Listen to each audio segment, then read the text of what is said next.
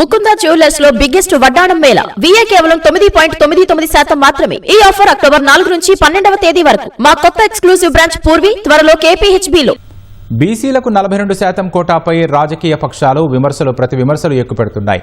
రిజర్వేషన్ల సాధనకు సుప్రీంకోర్టులో పోరాడతామని అధికార కాంగ్రెస్ అంటుంటే ప్రభుత్వ చిత్తశుద్ధి ఏంటో బీసీలకు తెలుసని బీఆర్ఎస్ ఎద్దేవా చేసింది. హైకోర్టులో వాదనలు వినిపించడంలో విఫలమైందని కేంద్ర మంత్రి కిషన్ రెడ్డి విమర్శించారు.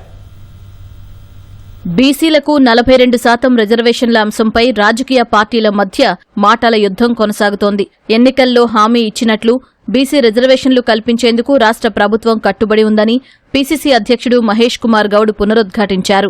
వెనుకబడిన వర్గాల కోసం సుప్రీంకోర్టుకి వెళ్లైనా పోరాడతామని స్పష్టం చేశారు. బీజేపీ బీఆర్ఎస్ కుమ్మక్కై బీసీల రిజర్వేషన్లను అడ్డుకుంటున్నాయని మహేష్ ఆక్షేపించారు. 3 చట్టాలు, ఒక ఆర్డినెన్స్, ఒక జీవో ఇచ్చినాము. హైకోర్టు ఇంటర్మ్ స్టే ఇచ్చింది. వెనక్కి తగ్గట్లేదు. మేము వీఆర్ గోయింగ్ టు ఫైల్. మేము సుప్రీంకోర్టు తర్వాత తట్టబోతా ఉన్నాం. దీనికి సంబంధించి రేపు కూడా నేను ఢిల్లీ, మా 2 మంత్రులు నేను కూడా ఢిల్లీ పోయే ప్రయత్నం చేస్తా ఉన్నాము. ముఖ్యమంత్రి గారు ఈ విషయంలో చాలా స్పష్టంగా ఉన్నారు. ఇమ్మీడియట్ గా సుప్రీంకోర్టు అప్పీల్ చేయాల్సిందిగా వారు సూచించినారు. ఈ విషయంలో వెనక్కి తగ్గేది లేదు. ఇంకే ఆప్షన్స్ ఉన్నా అవైల్ చేసుకుంటాము. ఇలా బీసీ బిల్లుకి నరాల వ్యతిరేకత పెంచుకొని అడుగడుగున వ్యతిరేకం చేసిన బీజేపీ పార్టీ మాట్లాడుతూ ఉంది. ప్రధానమంత్రి దగ్గరికి ఎందుకు అడగట్లేదు? బీజేపీ ఆడే డ్రామాలో బీఆర్ఎస్ పాత్ర ఉంది. వారిని కలుపుకొని దీన్ని అడ్డగిస్తా ఉన్నారు.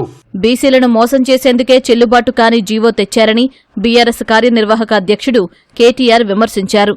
ముఖ్యమంత్రి రేవంత్ రెడ్డికి అన్నీ తెలిసే బీసీలను వంచారని ఆరోపించారు.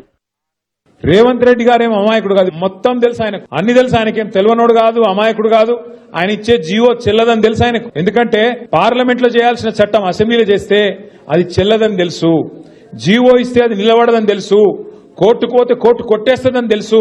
కానీ బీసీలను మోసం చేసేందుకు 4 ఓట్ల కోసం డ్రామా ఆడి 42% రిజర్వేషన్ అని చెప్పి బీసీలకు మోసం చేసి తెలిసి కావాల్సుకొని మోసం చేసేటోడే రేవంత్ రెడ్డి. మళ్ళీ ఆయన చాలా నిజాయితీ గల మోసగాడు. ఆయన తప్పు కాదు, చాలా నిజాయితీ గల మోసగాడు రేవంత్ రెడ్డి.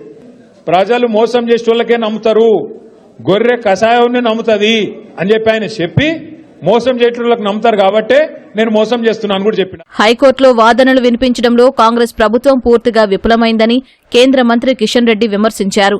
కేంద్ర మంత్రిగా కిషన్ రెడ్డి ఉన్నంత మాత్రాన రిజర్వేషన్స్ విషయంలో ఏం చేయగలడని మీడియాతో నిర్వహించిన ఇష్టాగోష్ఠిలో అభిప్రాయపడ్డారు. మహారాష్ట్రలో బీజేపీ పాలిత ప్రభుత్వం ఉన్నా ఏం చేయలేకపోయామని చెప్పారు. అసలు కాంగ్రెస్ ప్రభుత్వ సమయంలోనే సుప్రీంకోర్టు రిజర్వేషన్లపై 50% క్యాప్ పెట్టిందని గుర్తు చేశారు. రాష్ట్ర ప్రభుత్వం సుప్రీంకోర్టుకు వెళ్లాలన్న నిర్ణయాన్ని స్వాగతిస్తున్నామన్నారు.